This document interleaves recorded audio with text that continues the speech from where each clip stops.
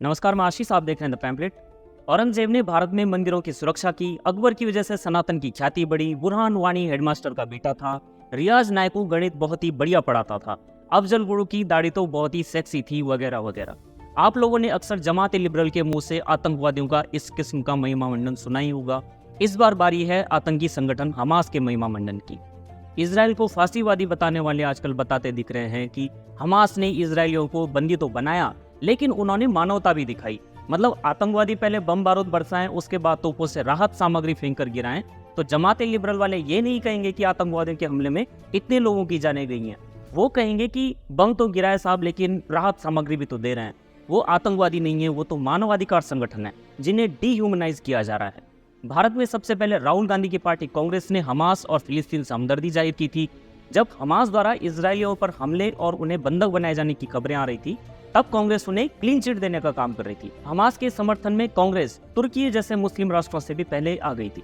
हिंदुओं को बलात्कारी और हत्यारा बताने में ये पार्टी एक बार के लिए देर कर दे, लेकिन आतंकवादियों के साथ खड़े होने में वो समय व्यर्थ नहीं करती।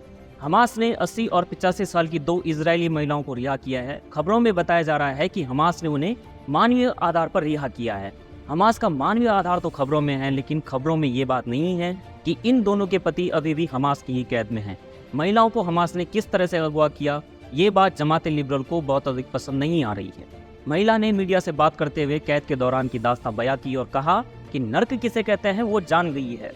उसने कहा कि उसे एक मोटरसाइकिल पर बिठा करके गाजा ले जाया गया, और जब वो बाइक पर थी तो उसका सिर एक तरफ था और उसके शरीर का दूसरा हिस्सा दूसरी तरफ था। रास्ते में उन युवकों ने, जो हमास के आतंकवादी थे, उन्होंने उनसे मारपीट भी की, उन्हें पीटा, उन्हें मारा। उससे उसे पसलियों के टूटने जैसा दर्द हुआ, लेकिन जमात लिबरल के प्रोपेगेंडा में कहीं भी उस महिला का ये दर्द शामिल नहीं। महिला को अगवा किया, उसे प्रताड़ित किया, ये सब भी लिबरल के लिए काफ़ी नहीं है। और क्योंकि वो इसे रिहा भी कर देते हैं, तो इसका मतलब ये हो जाता है कि हमास में कोई बुराई ही नहीं है।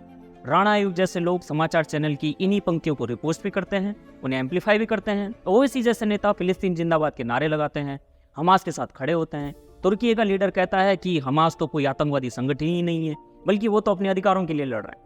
इस तरह से ओसामा भी किसी न किसी के अधिकार के लिए लड़ ही रहा था। आतंकवादी भी किसी न किसी दिन कह देंगे कि वो लोगों की जान लेते हैं, क्योंकि वो किसी न किसी अधिकार के लिए लड़ रहे होते हैं। अभी तो बस ये लोग ये नहीं कह रहे हैं कि कहीं वो 72 बुरे वर्जिन ही न रह जाएं, इसलिए उनके वर्जिन अधिकारों के लिए भी ये पहले आतंकवादी बनते हैं और उसके बाद फिदायीन बनकर के फूटना चुनते हैं। कितना बड़ा हृदय है इन लोगों का। सदाफ आफरीन एक्स पर लिखती हैं कि बुजुर्ग महिला घायल अवस्था में थी, तो हमास ने उनकी देखभाल के लिए डॉक्टर लगाया था और उनकी सुरक्षा के लिए गार्ड भी लगा रखे थे। उन्हें किस तरह का कोई नुकसान नहीं पहुंचाया गया। फोटोशॉप वाली आरफा खानम लिखती हैं, वो साइमा लिखती हैं, हमास के समर्थन में जमकर लिख रही हैं। वो कह रहे हैं कि ये लोग सभी खुलकर के लिए हमास के लिए बैटिंग कर रहे हैं, एक आतंकवादी संगठन के लिए, जो बलात्कारी हैं, जो अपराधी हैं, जो आतंकवादी हैं। Ashoka university, JNU, Jamia Millia Islamia, AMU, DU, Tata institute of social science, जिसको आप जानते हैं, ओपी जिंदल के छात्र पत्र लिख करके बाकायदा कहते हैं कि इजराइल ही हमास को परेशान कर रहा है और हमास में कोई खराबी नहीं है। इस प्रकार की सहमति दर्ज करने वालों में सबसे पहले नाम है नंदिनी सुंदर का, जो द वायर का जो फाउंडर है सिद्धार्थ वरदराजन, उसकी पत्नी है। सोचिए, वो भी हमास के साथ खड़ी नजर आ रही हैं, हस्ताक्षर कर रही हैं। इस अमेरिकी नागरिक के फोटोशॉप जर्नलिज्म और फिर उसे सही साबित करने की जो कला है, जो मेटा वाला कांड इनका हुआ था, तो सभी को पता चल ही गया था।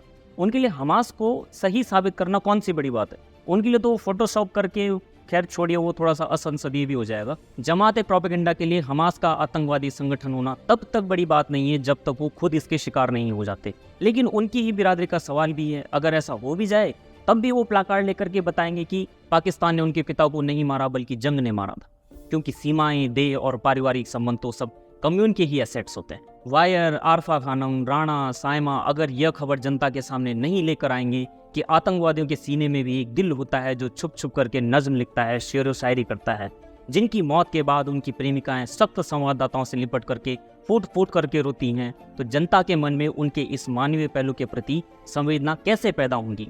दुनिया कैसे जानेगी कि हमास की आतंकी शाम ढलने के बाद यूट्यूब पर जश्न रेख्ता के वीडियो देखते हैं और कोक स्टूडियो सुनते हैं। दुनिया कैसे जान पाएगी कि हमास के आतंकी तो फुर्सत के पलों में प्रेमिका के लिए नज्म लिखा करते थे। जब प्रेमिका उनसे कहती कि लबों पर लिपस्टिक लगा दो सोना बाबू, तो बंदूक की नाल से उनकी लबों को खुरच करके कह दिया करते थे कि यही तो आतंकवादियों की लिपस्टिक होती है जाने वाली। क्या कहने जी, क्या कहने। अगर आप इन हमास अपोलोजिस्ट से किसी दिन पूछेंगे कि हमास का आतंकी अपनी निजी जिंदगी में कैसा प्रेमी था, तो उसकी फिल्म सिटी में बैठी हुई जानू आपको बताएगी, अपनी सुकोमल उंगलियों से जब मैं उसकी आतंकी की पीठ पर गणित के a+b का होल स्क्वायर की जगह जिहाद लिख देती थी, तो गणित का वो मास्टर ग्रेनेड की पिन निकालने को आमदा होता था। देखते रहे द पैम्फलेट। धन्यवाद।